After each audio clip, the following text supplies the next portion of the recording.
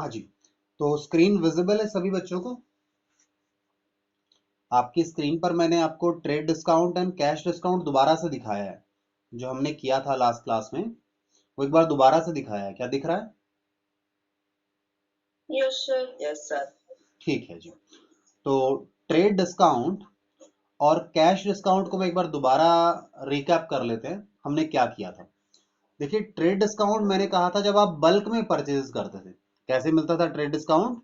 जब आप बल्क में परचेजेस करते थे, यानी लार्ज क्वांटिटी में। बल्क से मेरा मतलब क्या था बेटा?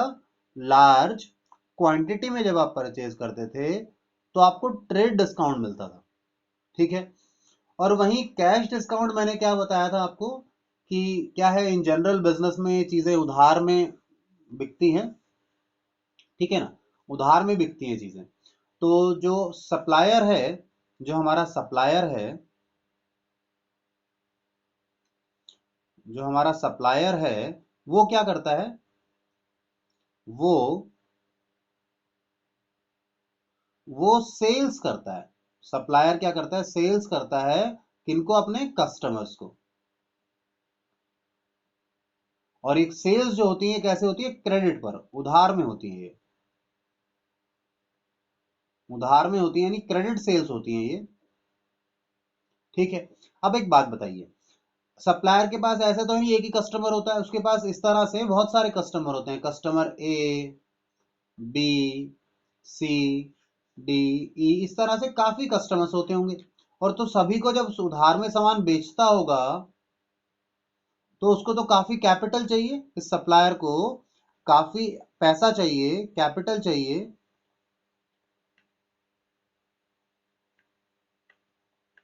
क्यों? उधार इसे, क्योंकि ये तो आगे से नगद में खरीदता होगा, इसे तो इन्वेस्ट करना पड़ता होगा ना पैसा। तो इसे इन्वेस्ट करना पड़ता है पैसा, और ये आगे उधार में बेच रहा होता है। फिर कुछ समय बाद ये लोग पेमेंट देते हैं इसको। आफ्टर अ टाइम ये लोग इसे पेमेंट वापस करते हैं। ठीक है। ये पेमेंट देते हैं, ये पेमेंट देते हैं फ्यूचर में। तो जब तक पैसा नहीं आता, जब तक तो उसका पैसा ब्लॉक है। तब तक उसका पैसा ब्लॉक है यहां पर हमारा। अब पैसा ब्लॉक हो गया तो बताओ ये फायदा है नुकसान है सप्लायर के लिए? नुकसान। नुकसान है। तो उसको बहुत पैसा चाहिए, पैसा ब्याज ब्याज पे लेना पड़ सकता है, बहुत दिक्कतें हैं। तो वो क्या कहता है? वो इनको कहता है, अगर आप अर्ली पेमेंट कर देते हैं, इफ यू पे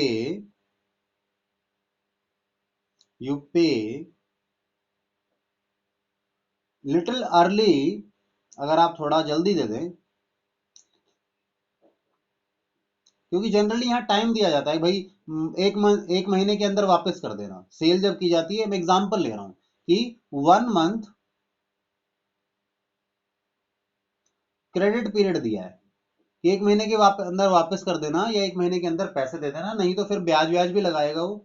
वे टाइम नहीं दे रहे हो, या हो सकता है ब्याज ना भी लगाए, बट उसे पता है कि एक महीने में पेमेंट नहीं आएगी। फिर यहाँ वो ऑफर देता है, इफ यू पे लिटिल अर्ली, लाइक बिफोर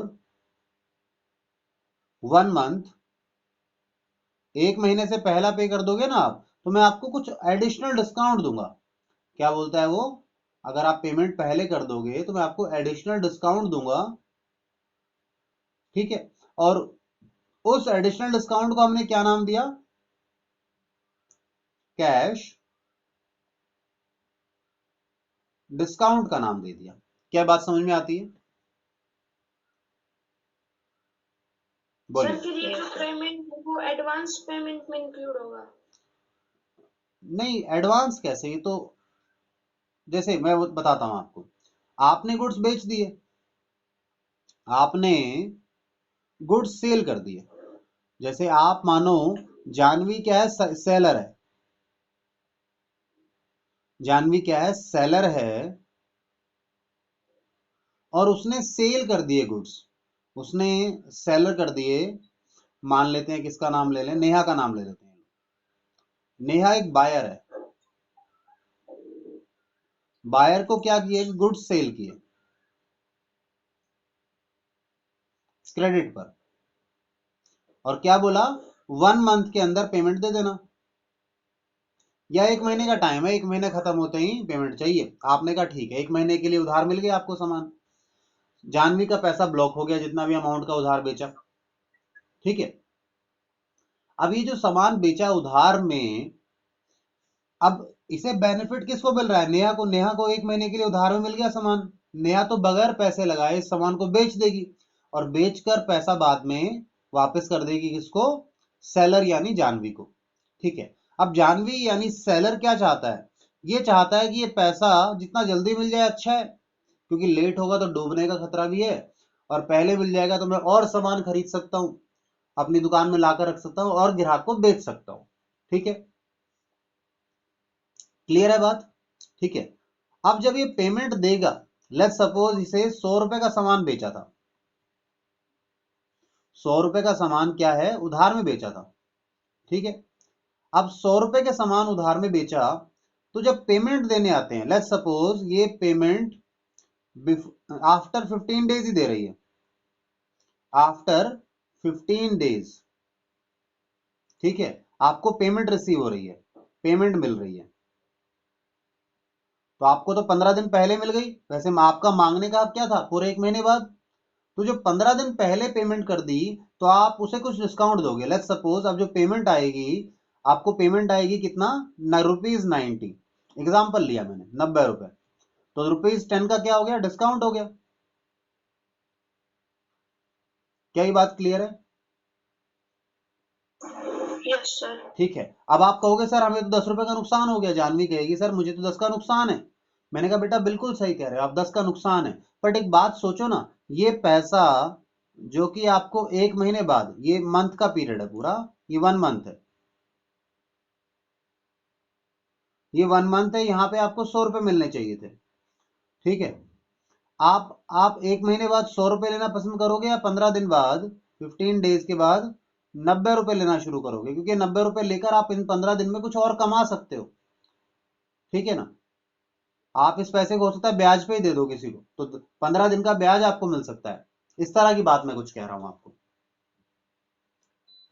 आया समझ में कुछ? Yes sir. सर जैसे आपने कल कहा था ना कि 1 ईयर स्कूल फीस दे दे तो मतलब डिस्काउंट मिल। हाँ हाँ, बिल्कुल बिल्कुल। तो उसमें एडवांस गिना जाएगा उस पेमेंट को? उस पेमेंट को, हाँ बिल्कुल बिल्कुल सही कह रहे हैं। ये बात मैं जानवी की मानता हूँ, उस कॉन्टेक्स्ट में मान सकता हूँ। यहाँ तो क्या है, थोड़ा सा चेंज था, बट स्कूल की बात करें तो स्कूल आपको इस तरह की चीज फैसिलिटी देता है, तो वहां एडवांस गिना जाना चाहिए। मैं एग्जांपल देता हूं, देखो आपकी जो फीस थी, लेट्स सपोज ऐसे मान लेते हैं, ये अप्रैल मंथ है, ये मई है, जून जुलाई, इस तरह से ये आपके पास मार्च आ गया 2022, और ये 2021 है। ठीक है, 12 महीने हो गए। अब आपने स्कूल को आज ही पेमेंट कर दी फॉर, सुनना, पेमेंट कर दी फॉर कंप्लीट ईयर।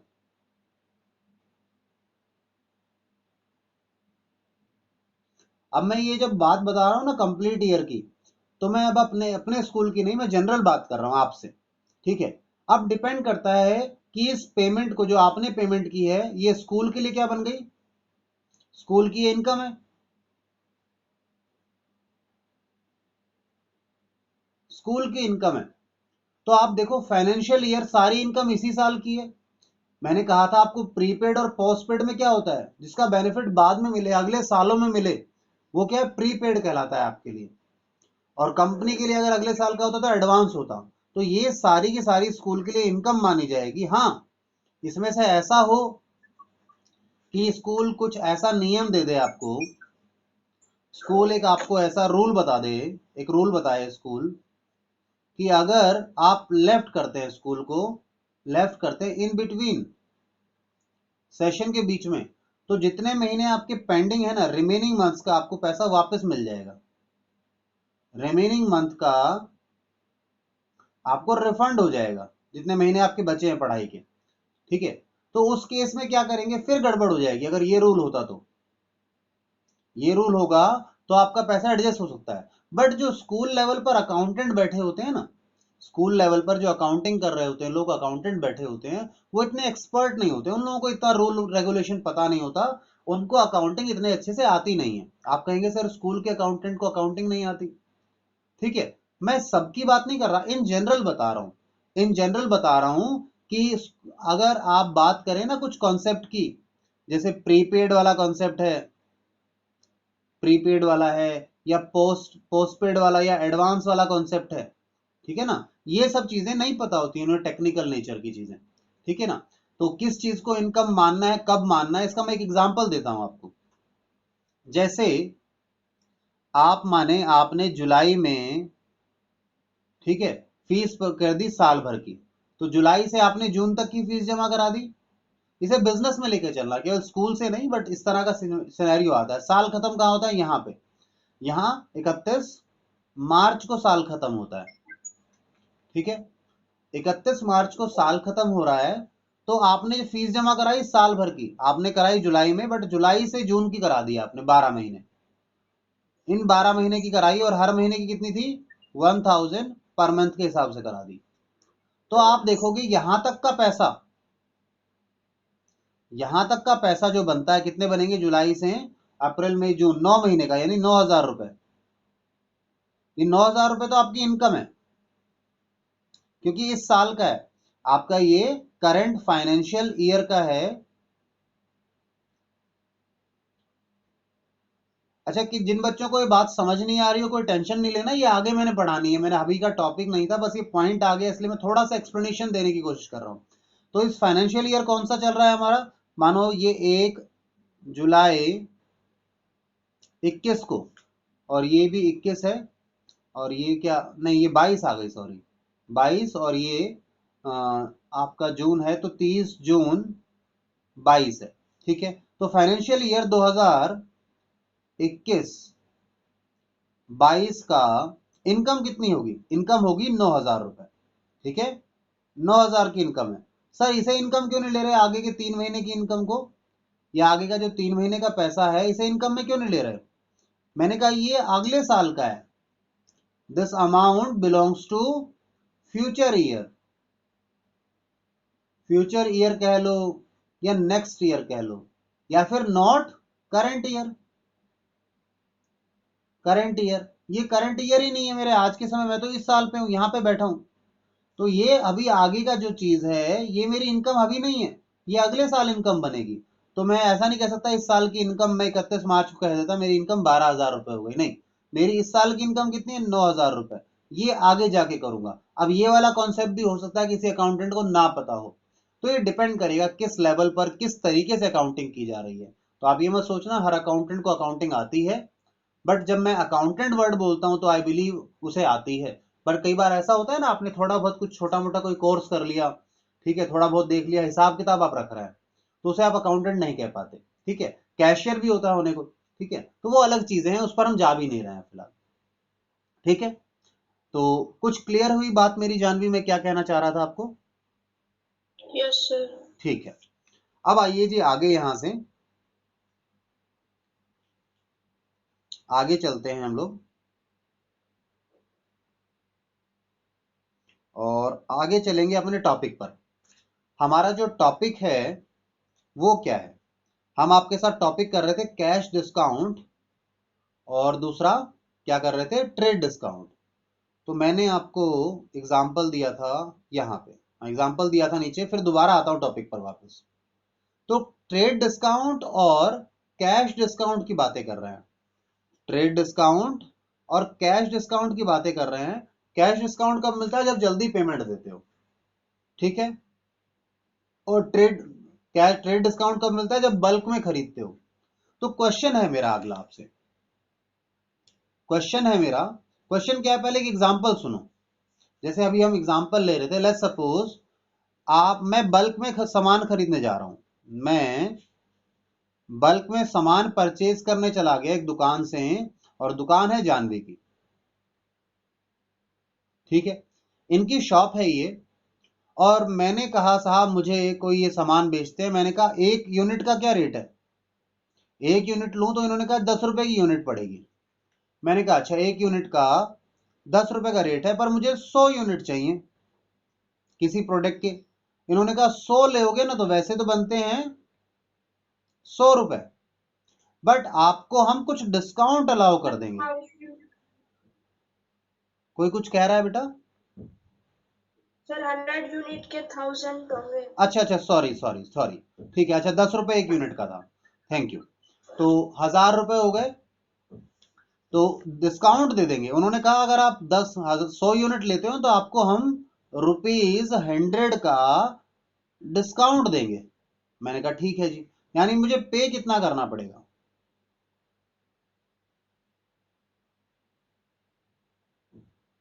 900 पे करना पड़ेगा, ठीक है? बताइए बात ये। Yes sir. ठीक है। अच्छा, लेट्स सपोज ये जो मैंने यहाँ डिटेल लिखी है, मानो ये बिल है, एक इनवॉइस है ये। उस जानवी ने मुझे एक इनवॉइस यानी एक बिल इशू कर दिया, ये बिल बना दिया उन्होंने मेरा कि 1 यूनिट का ₹10 रेट था, 100 यूनिट का बनता तो 1000 है, ठीक है? पर आपको डिस्काउंट देने के बाद, और ये डिस्काउंट क्या कहलाएगा? वो तो ट्रेड डिस्काउंट बोलूं या कैश डिस्काउंट बोलूं उसको? क्योंकि पेमेंट की बात नहीं हुई अभी, पेमेंट अभी दे रहा हूं नहीं दे रहा वो बात नहीं हुई। ट्रेड हाँ ट्रेड ठीक, डिस्काउंट। ठीक है, बिल्कुल, क्योंकि बल्क में परचेज करने के कारण मिला ट्रेड डिस्काउंट। अब मेरा क्वेश्चन, मैंने, सर इसका मतलब जो नहीं हाँ बताया होता तो वो ट्रेड डिस्काउंट होता है। सॉरी, क्या कह रहे हैं बेटा, दोबारा बोलेंगे? अभी आपने बोला कि ट्रेड डिस्काउंट होगा, वो कैसे बताया आपने? मैंने इसलिए बताया कि मैं बल्क में ज्यादा यूनिट खरीद रहा हूं ना, मैंने 100 यूनिट परचेज किए हैं, 1 यूनिट का ₹10 रेट था, मैंने 100 खरीदी, तो उन्होंने कहा ठीक है, इकट्ठा सामान खरीद रहे हो तो कुछ डिस्काउंट देंगे। आप मार्केट में नहीं गए कभी इस तरह से सामान किया हो आप, वो जैसे मम्मी या पिताजी के साथ कि साहब इतना सारा सामान ले रहे हैं आपसे, कुछ डिस्काउंट तो दो? सर। जैसे शादी वगैरह में कुछ घर, टाइम्स। है ना, हाँ बिल्कुल, शादी के फंक्शंस में आप जाते हैं तो वो कहते हैं भाई इकट्ठा सामान ले रहे हैं आपसे, या महीने भर का राशन। आप दूध वाले के पास जाओ, एक दूध की थैली लेने जाते हो तो आपको उतने ही पैसे लेता है, पर आप प्रोग्राम में अपने शादी में फंक्शन में कहते हो हमें तो 5000 लीटर दूध चाहिए, ठीक है, या 1000 लीटर चाहिए, 500 लीटर चाहिए, ठीक है, तो आप मोल भाव करते हो उससे कि भाई इतना सारा सामान लेंगे तो क्यों डिस्काउंट दोगे या नहीं दोगे? तो जो बल्क में परचेज करने के कारण डिस्काउंट मिलता है वो क्या होता है? ट्रेड डिस्काउंट होता है, ठीक है। चलिए, अब देखिए यहां पर जानवी क्या है? सेलर है, ये सेलर है, और मैं क्या हूं? मैं हूं बायर। ये बात तो कोई इशू नहीं है इसमें तो किसी को? No sir. ठीक है। अब मुझे ये बताइए, मेरा अगला क्वेश्चन है आप लोगों से, मेरा क्वेश्चन है, at what price, at what price I will, I say मेरा मतलब मैं, शिव, ठीक है, या नाम लिख देता हूं चलो, Shiv will record the purchase in his books. यानी मैं जब अपनी किताबों में आके लिखूंगा, मैंने परचेज किया है ना, गुड्स परचेज किए हैं, तो मैं इन परचेजेस को किस प्राइस पर लिखूंगा अपने यहाँ? क्या मैं बोलूंगा ₹1000 माइनस 100? 900 रुपए। सीधा 900 बोल सकता हूँ, ऐसा तो बोलने की जरूरत नहीं है। सामान तो 1000 का था, बट मैंने कोशिश की, मैंने मेहनत की, उसको मैंने निवेदन किया, ठीक है, हाथ जोड़े, तब उन्होंने ₹10 कम कर दिए, और मेरे अब कितने का सामान, नहीं, ₹100 कम कर दिए, अब मुझे 900 का सामान मिल गया। इतनी लंबी कहानी कहने की जरूरत है क्या? नहीं, कोई जरूरत नहीं है। तो देखिए, इसीलिए अब देखो, जब मैंने परचेजेस, आपने कह दिया आंसर सर, आपने कहा कि परचेज कितने की लिखोगे आप? 900 की, ₹900 की परचेज लिखोगे, तो इससे ये बात, अच्छा सब लिख रहे हैं मेरे साथ क्या? या रिकॉर्डिंग मैं आपको भेज दूंगा तो आप वहां से भी लिख सकते हैं, बट फिर बार अगर मेरे साथ चल पा रहे हो तो लिखा करो, ठीक है ना, थोड़ा बहुत सुनते भी रहा करो और धीरे धीरे लिखते भी रहो, कोई दिक्कत नहीं है। मुझे आप बोल दिया करो जब भी कुछ लिखना हो, मैं स्क्रीन वहां पर रोक लूंगा, ठीक है। चलिए, तो मैंने क्या, अब मैंने इससे कंक्लूजन निकाला। अच्छा, दूसरी बात, जानवी अपने बुक्स में सेल कितने पर लिखेगी? सेलर जो है जानवी अपने यहां सेल्स कितने की दिखाएगी?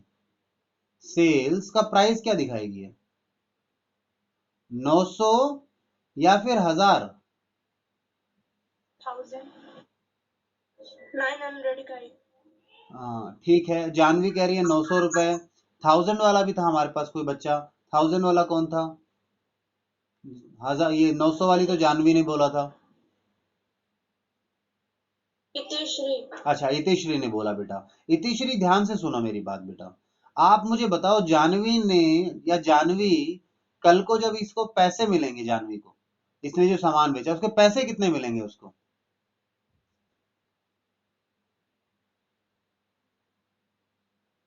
सोच के बताना बेटा।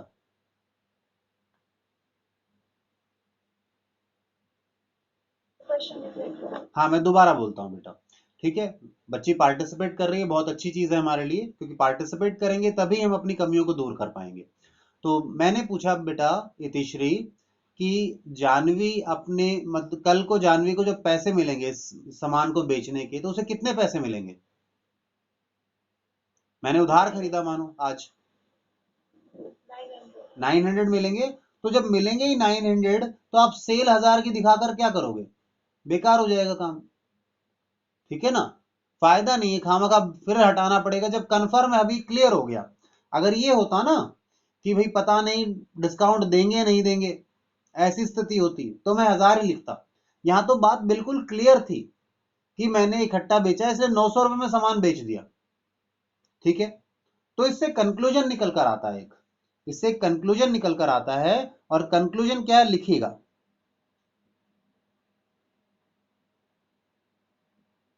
कंक्लूजन ये है कि जो ट्रेड डिस्काउंट है, trade discount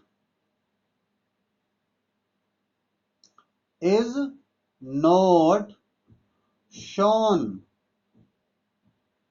in books। Trade discount को आप किताबों में दिखाते ही नहीं हैं। Not shown in books, book मतलब बुक ऑफ अकाउंट्स की बात कर रहा हूं। यानी जब हिसाब किताब रखेंगे तो आप ये 1000 100 रुपए दिखाने की जरूरत नहीं है। बोथ बायर एंड सेलर, मैं इसी चीज को अब तो एक्सटेंड कर रहा हूं, मतलब जो बोल दिया वो क्लियर था, वही कंक्लूजन था। अब तो आगे जो लिख रहा हूं एक्सटेंशन है। Both buyer and seller will record them in books after deducting trade discount।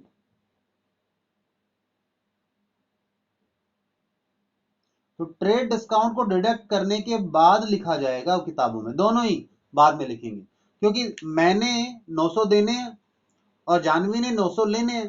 तो जो 1000 रुपए की बात करके फायदा ही क्या है, खामखा मतलब दुख को क्यों गाना है बार बार, जब उस दुख का कुछ फायदा नहीं होना। जब बात तय हो गई 900 में, तो 900 की बात। क्या ये बात क्लियर है? ठीक है, अच्छा।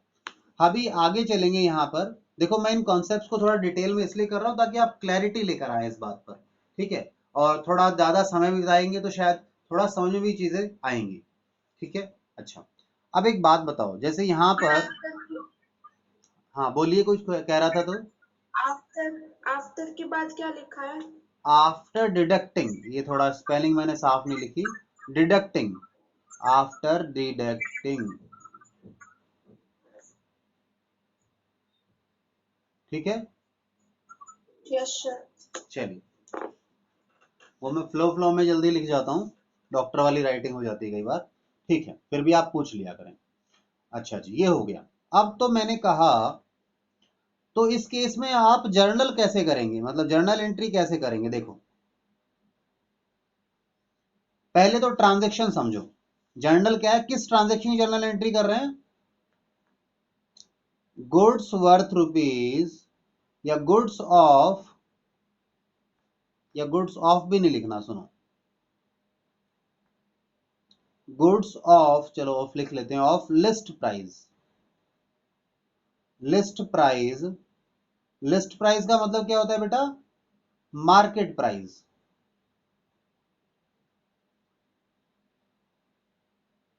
Goods of list price rupees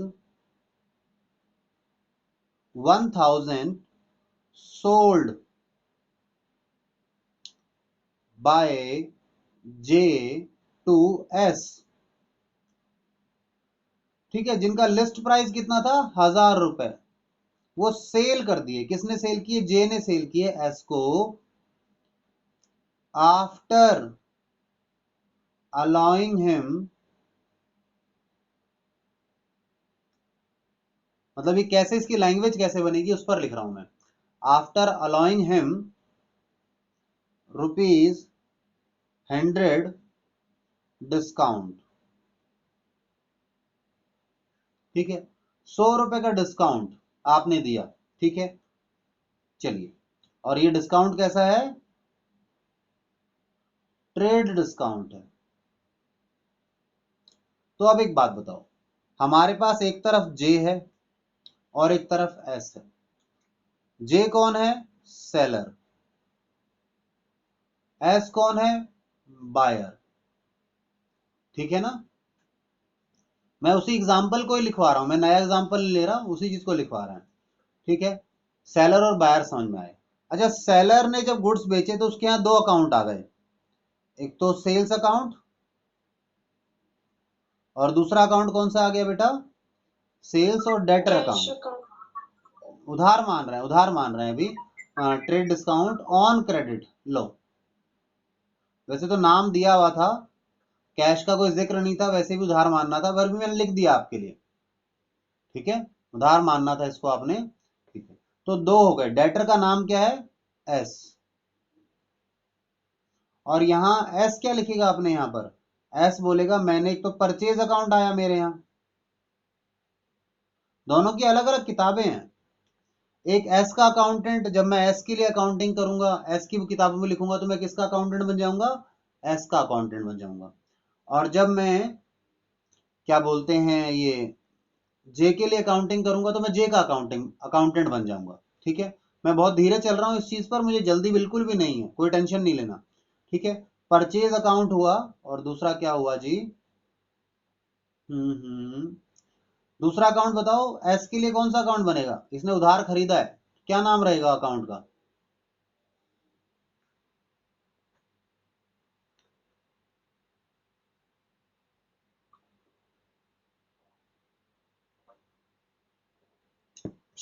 creditor.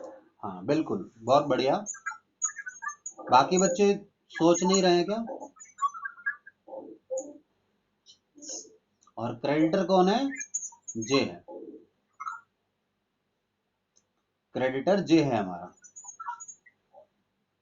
ठीक है। हम्म,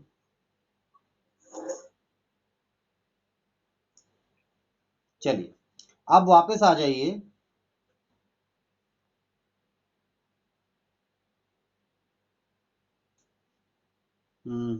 यहां आइए। अब चलो रूल अप्लाई करना शुरू करो। इनके नेचर बताओ जल्दी से। नाम तो लिख लिया आपने अकाउंट के, नेचर बताओ। सेल्स क्या है?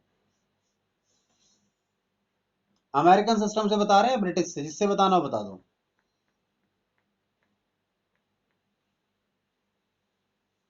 चलो मैं बताता हूं, ये इनकम है, सेल्स इनकम मैंने लिखवाई हुई है। डेटर क्या है? एसेट है। और इधर परचेज क्या है? एक्सपेंस होता है। और क्रेडिटर क्या होता है? लाइबिलिटी। ठीक है, बहुत बढ़िया। चलिए, तो अब देखिए, यहां पर नेम हो गया, नेचर हो गया। अगला काम क्या होगा? अगला काम कर लेते हैं हम लोग, इसका इंक्रीज डिक्रीज देख लेते हैं। इंक्रीज हुआ है या डिक्रीज हुआ है? तो सेल्स यानी इनकम। आप बताओ, जे जे के लिए इनकम बढ़ी है यानी सेल्स बढ़ी है घटी है?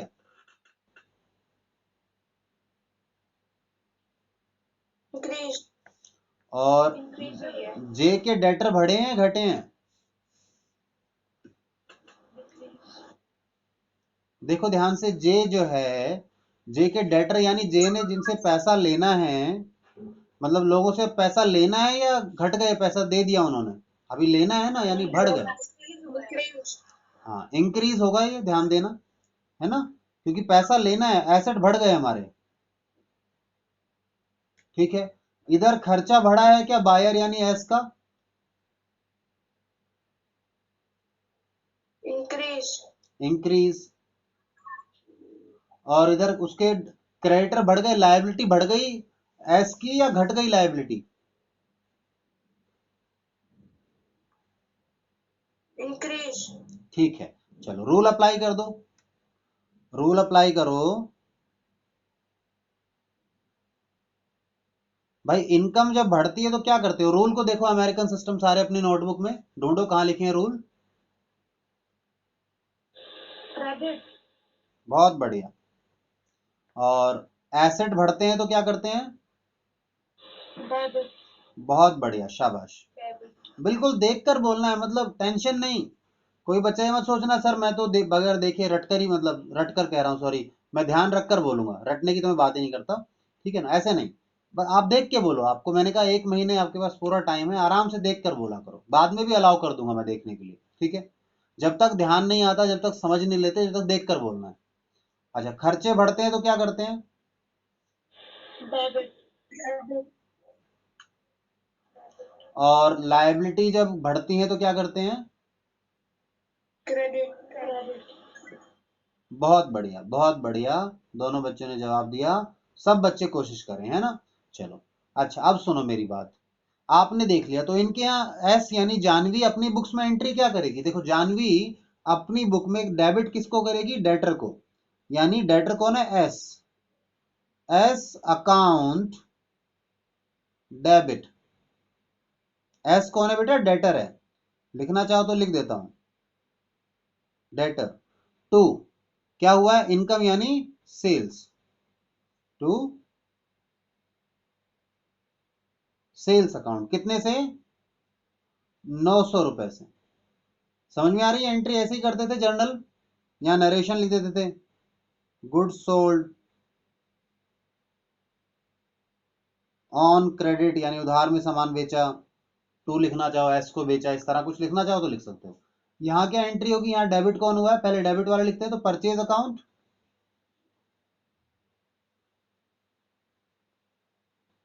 डेबिट। टू क्रेडिटर यानी जेज अकाउंट, जेज यानी क्रेडिटर लिखना चाहो तो लिख लेना, कितना, 900 रुपए। क्या कुछ समझ में आया, बताइए। yes sir, ठीक है, तो समझ में आया तो बहुत अच्छी बात है, नहीं समझ में आया तो पूछ सकते हो। मैंने कुछ नहीं किया, मैंने रूल अप्लाई किया। अब देखना, नॉर्मल सी बात है सर, सेलर जो है जे, उसने तो माल बेचा है तो उसके लिए तो सेल्स ही होनी चाहिए थी। और जो दूसरी पार्टी है बायर यानी एस, बायर ने माल खरीदा है तो उसके लिए तो परचेज होनी चाहिए, बिल्कुल सही है सर। तो ये दोनों की अलग अलग किताबें हैं, मतलब जे अपने यहाँ पर एंट्री कर रहा होगा अपनी बुक्स में, और एस जो है वो अपनी बुक्स में एंट्री कर रहा होगा, पर एंट्री करने का तरीका नहीं बदलेगा कभी भी। बस आप एंट्री करते समय ये देखें कि उसके वहां पर क्या हुआ है, ठीक है।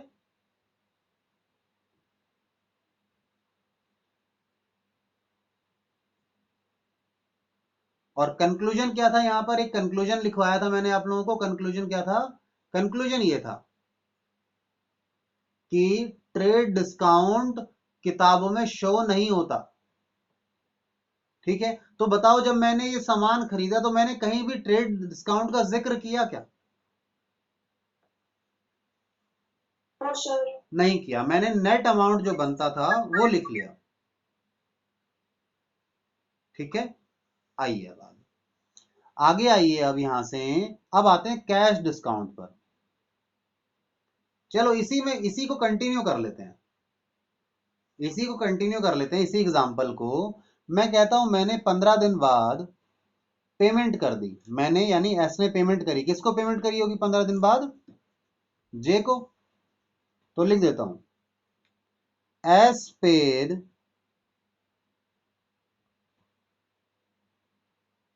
The dues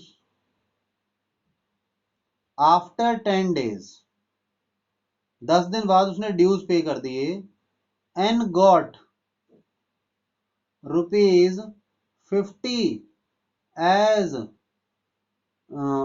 cash discount. ठीक है, बुक की लैंग्वेज नहीं है, नॉर्मल लिखा, मैंने कहा एस जो है वो 10 दिन बाद पेमेंट करने जा रहा है और उसे डिस्काउंट मिल गया, ₹50 का डिस्काउंट मिल गया उसको। बात छोड़ो कि ये भी जरूरत नहीं है, एस पेड द ड्यूज, 10 दिन बाद भी लिखने की जरूरत नहीं है, सीधा ऐसा भी लिख सकते हो कि एस ने ड्यूज पे किए और पेमेंट के समय किसने, जे ने उसे डिस्काउंट दे दिया। ठीक है, अब बताओ यहां पर जब पेमेंट होगी तो जे के यहां पे क्या होगा, जो जे है ये बताओ, जे की बुक्स में कौन कौन से अकाउंट आएंगे। सर जब पेमेंट होगी यानी जे को मिलेगी तो जे के यहां पे तो कैश अकाउंट आएगा सर।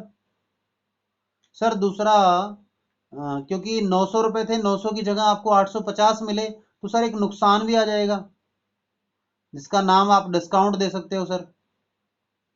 और सर जो हमारा डेटर था वो खत्म हो जाएगा सर, तो डेटर का अकाउंट भी प्रभावित होगा यहाँ। क्या ये बात क्लियर है?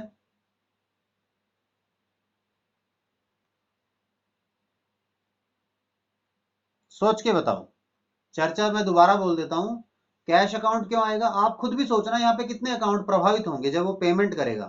पेमेंट करेगा तो हमारे पास कैश आएगा और वो खुद खत्म हो जाएगा तो उसका अकाउंट भी आएगा, और दूसरा हमारा नुकसान हो गया कुछ तो नुकसान वाला अकाउंट भी आएगा। क्या ये बात क्लियर है?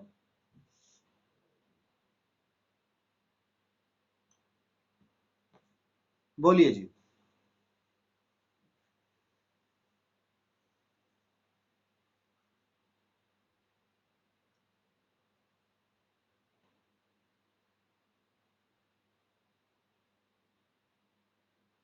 मैं वेट कर रहा था आप लोगों के जवाब का, कुछ समझ में आया मैंने क्या लिखा?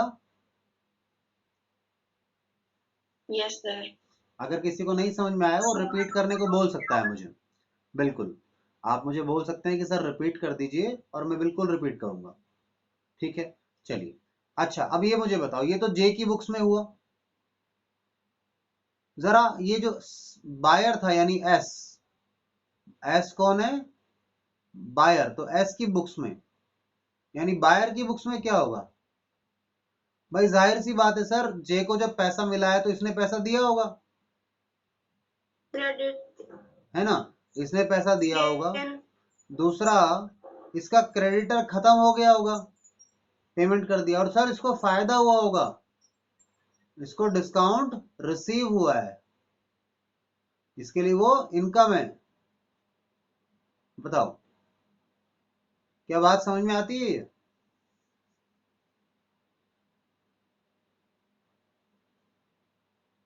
इसका कैश गया, क्रेडिटर घट जाएंगे पेमेंट कर देगा तो, और इनकम हो जाएगी इसको। तो मुझे बताओ इसके पास कैश कितने का आएगा और नुकसान कितना है, और क्रेडिटर डेटर कितने से खत्म हो जाएगा, 900 से। 900। इसके पास भी इसका कैश कितना जाएगा, 850, इसका क्रेडिटर कितने से घट गया, 900 से, और इसको फायदा कितने हुआ, 50 का। समझिए एक बार, देखिए समझ में आ रही है बात या नहीं आ रही?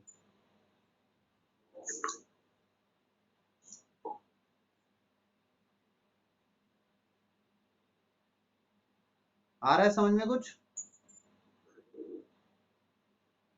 ठीक है, यस सर। चलो अब फटाफट इनके नेचर लिख लें। नेम तो लिख रखा है आपने, नेचर लिखो। कैश क्या है सर, असेट। डिस्काउंट क्या है सर, एक्सपेंस, एक्सपेंस। और डेटर क्या है, एसेट। एसेट। इधर भी आ जाओ, नेचर लिखो, एसेट, क्रेडिटर यानी लायबिलिटी, और डिस्काउंट रिसीव यानी इनकम। इनकम। चलो इंक्रीज या डिक्रीज देखो, सर कैश आया है तो बढ़ा है, ठीक है ना, कैश आया है तो बढ़ा है, और इधर जो खर्चा सर खर्चा भी बढ़ गया हमारा, तो पहले नुकसान थोड़ी था, अब नुकसान हो गया। 900 की जगह 850 मिले हैं, तो ये भी बढ़ गया। और सर एसेट जो है ना वो खत्म हो गया, जो डेटर था वो खत्म हो गया। धीरे धीरे प्रैक्टिस करें, बिल्कुल आराम से। बस आपको मैं ये खुद इसलिए करके दिखा रहा हूं ताकि यहाँ जिसको भी कुछ समझ नहीं आ रहा हो वो मुझसे पूछे, और कोई पर्पज नहीं है मेरा इनको लिखने का। मैं चाह रहा हूं आप लोग पूछना शुरू करें कि सर ये समझ नहीं आया, ये बता दो, वो समझ नहीं आया, वो बता दो, ऐसे पूछना है आप लोगों ने। अच्छा, तो इसका भी इंक्रीज डिक्रीज देख लें।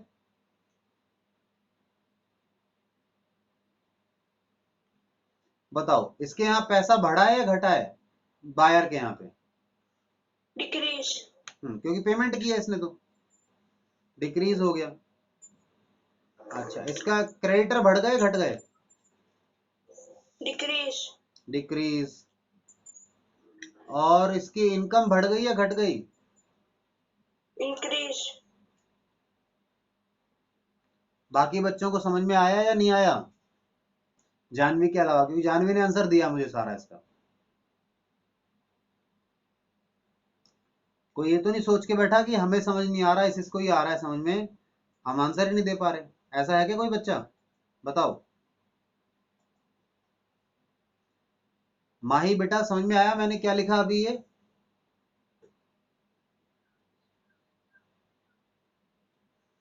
हाँ सर, आ गया। ठीक है। अच्छा, दिव्या बेटा? सर एक बार रिपीट कर दो। हाँ, कौन से वाला सारा रिपीट करूं, क्या क्या क्या रिपीट करना है बता दो एक बार। सर रुपीज से 850 रुपीज यहाँ अच्छा, से। 850 यहां से रिपीट करना शुरू करूं? ठीक है, सुनो। Yes sir. ये है जे, जे की बुक्स। जे कौन है? सेलर। सेलर के यहाँ हमने बताया, बताओ सेलर को अब पैसा मिला है, एस ने पे किया है, ठीक है, और पेमेंट पे उसको कितने का डिस्काउंट मिल गया? 50 का। तो एस, पेमेंट एस ने करी, तो जे के यहाँ पैसा आया होगा बेटा। Yes sir. तो पेमेंट कितने का आया? था सर, क्या बोलते हैं, कितने का?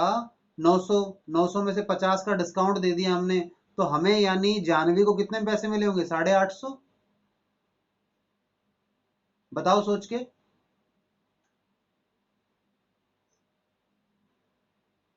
850 मिले होंगे ना हमें जानवी को।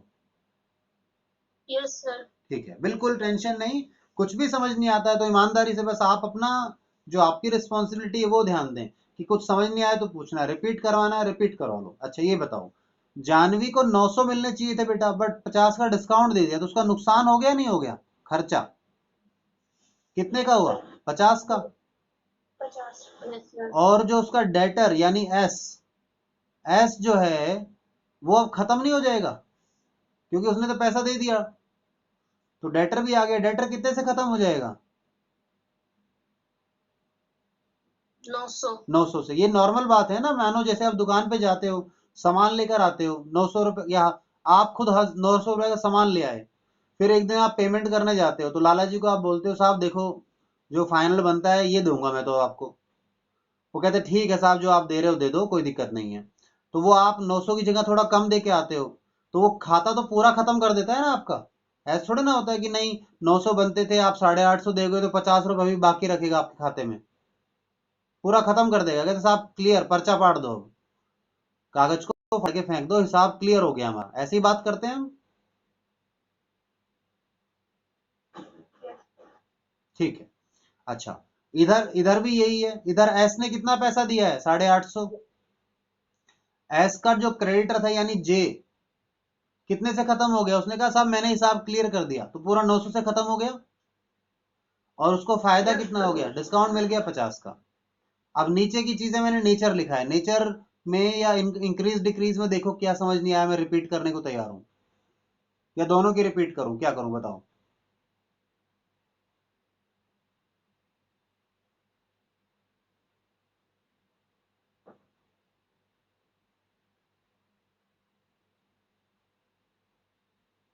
बताइए जी। सर आ गया। पक्का? ठीक है।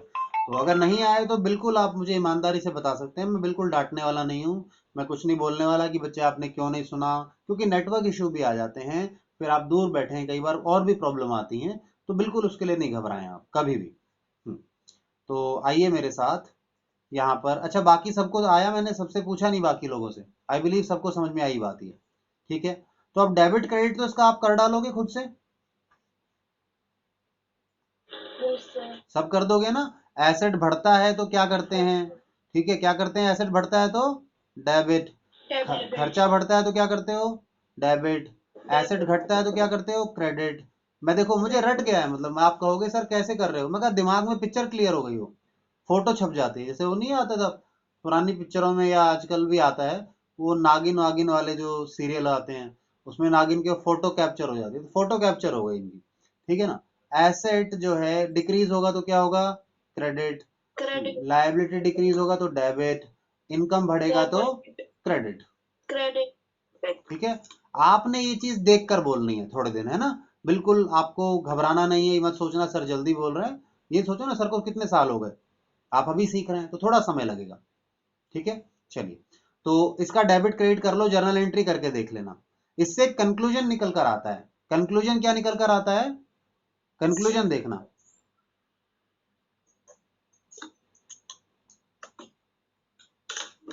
Cash discount is shown in books, cash discount को किताबों में शो किया जाता है। ठीक है, बताइए, yes sir, ठीक है, क्योंकि अगर शो नहीं करोगे यानी लिखोगे नहीं तो फिर वो पूरा हिसाब क्लियर नहीं होगा, क्योंकि 900 वाला आपको 850 दे रहा है, तो 50 रुपए अगर लिखोगे नहीं कि प्लस माइनस नहीं करोगे तो पूरा हिसाब क्लियर नहीं होगा, इसलिए लिखना पड़ता है इसको।